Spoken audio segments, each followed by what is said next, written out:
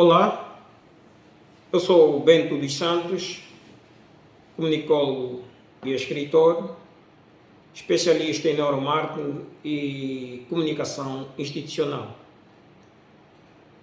Hoje vamos abordar um tema de interesse público, um tema que tem estado em voga e que, direto ou indiretamente, acaba por estar relacionado com todos nós. Vamos falar sobre o contexto da alta disputa política que aumenta os riscos de ataques com recurso à desinformação. Entre o ano 2013 e 2014, postagens e partilhas nas redes sociais afirmavam que o Papa Francisco seria comunista, apontando as suas críticas ao capitalismo como evidência de alinhamento ideológico com os partidos da esquerda. Em consequência das referidas postagens, a expressão Papa Comunista se tornou um rótulo recorrente em alguns grupos religiosos e no contexto de políticos conservadores. Atenção! Esta breve reflexão suscita uma advertência porque é apenas mais uma entre as milhares e os milhares de casos que diariamente circulam no espaço público, onde a desinformação ganha cada vez mais espaço, infelizmente. Para ser mais preciso, a abordagem sobre o Papa Francisco, que faleceu no ano 2025, concretamente no dia 21 de abril, dizia que as abordagens que alegavam que o Papa Francisco era comunista eram todas falsas. A verdade é que o Papa Francisco não era comunista, ou melhor, nunca foi comunista.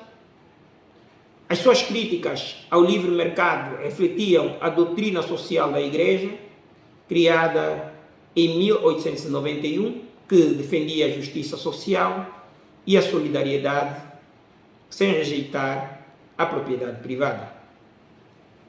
O próprio Vaticano e vários estudiosos católicos afirmavam que as posições do Papa se aliavam às tradições cristãs de defesa dos pobres e da dignidade humana. Esta contextualização que fazemos desta notícia falsa que atentou à imagem e à reputação do Papa nos anos 2013 e 2014 foram feitas porque Angola hoje vive um quadro onde a intolerância política de cariz psicológico ascende cada vez mais e dá origem a um cenário de constante violência psicológica, principalmente nas redes sociais. Esta é uma informação que para qualquer um pode ser preocupante. E não é menos preocupante porque a crise econômica, com as suas vastas consequências, tem posto à prova o funcionamento das instituições.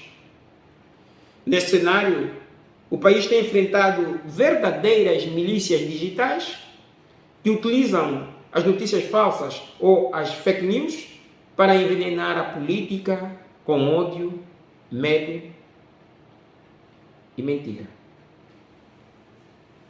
Trata-se de uma ação ou várias ações que, viabilizadas por outros elementos através ou com recurso à internet, por meio das plataformas digitais, que reconheçamos que as plataformas digitais são recursos que possibilitam a divulgação da comunicação, só que, infelizmente, muitas vezes também permite a reprodução e disseminação de informações falsas, distorcidas, que muitas vezes, infelizmente, ganham a aparência de realidade. As consequências negativas da conjugação entre as notícias falsas, também conhecidas como fake news, e as plataformas digitais são incalculáveis, uma vez que o debate público passa a estar distorcido quando isso ocorre, corrompendo-se a liberdade de expressão e o direito à informação, que são dois dos principais triunfos da democracia ante os demais sistemas políticos. Em diversos contextos, o impacto da desinformação tende a ser ainda mais nocivo. Assim, não é nenhum exagero afirmarmos que as fake news ou as notícias falsas constituem uma ameaça à própria democracia na medida em que podem deturpar a realidade perante objetivos inconfessos de quem está por trás delas. Não se pode admitir que abusos sejam válidos como forma de fazer política.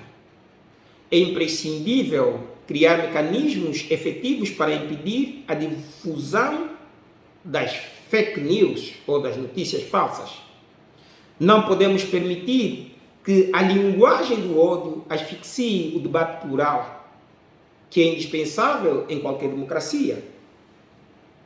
Para tanto, o diálogo, o respeito às divergências e às regras legais serão sempre de suma importância para a normalidade social.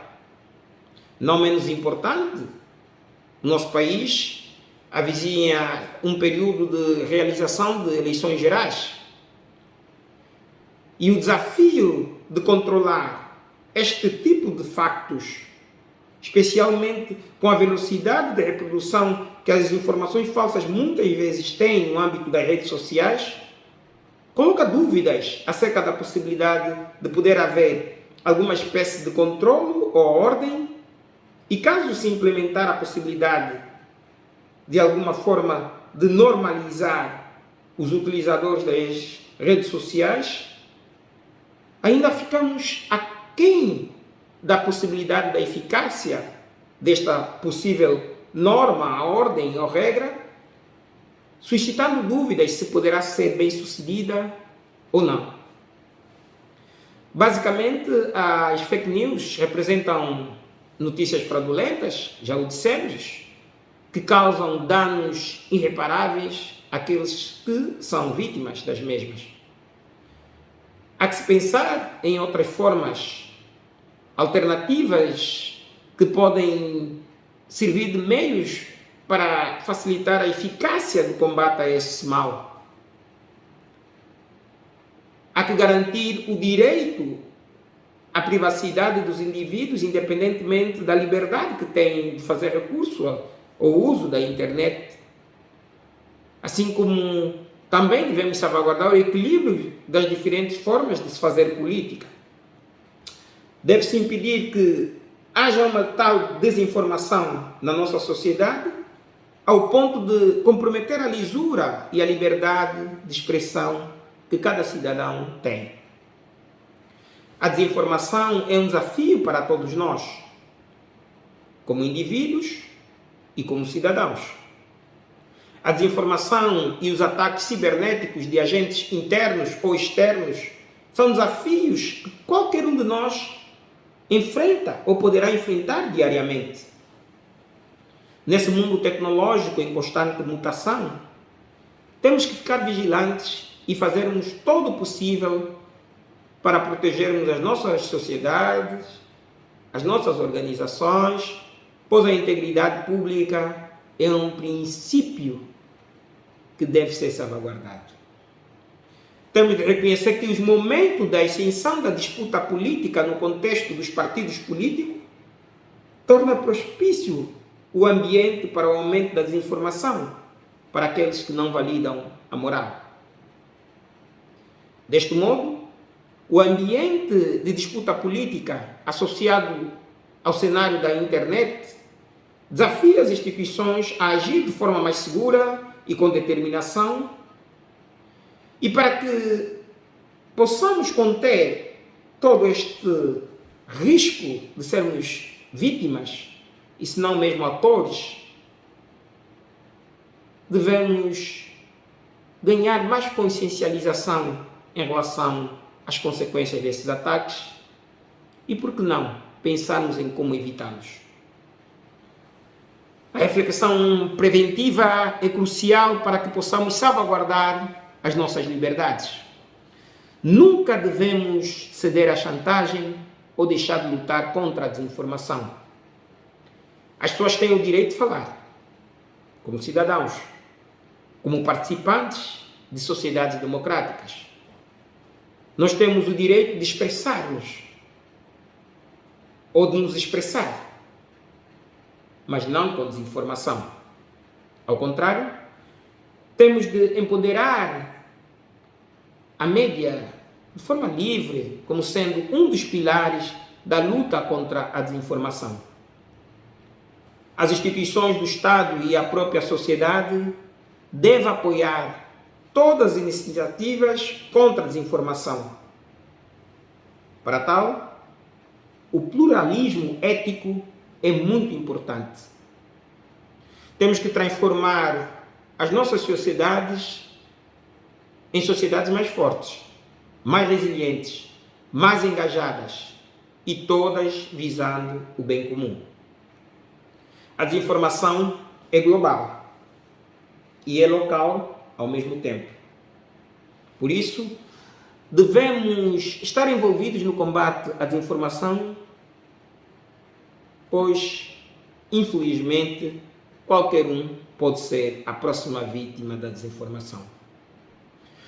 Lutar contra a desinformação é fundamental para que possamos defender a democracia. E mais, não digo. Por enquanto.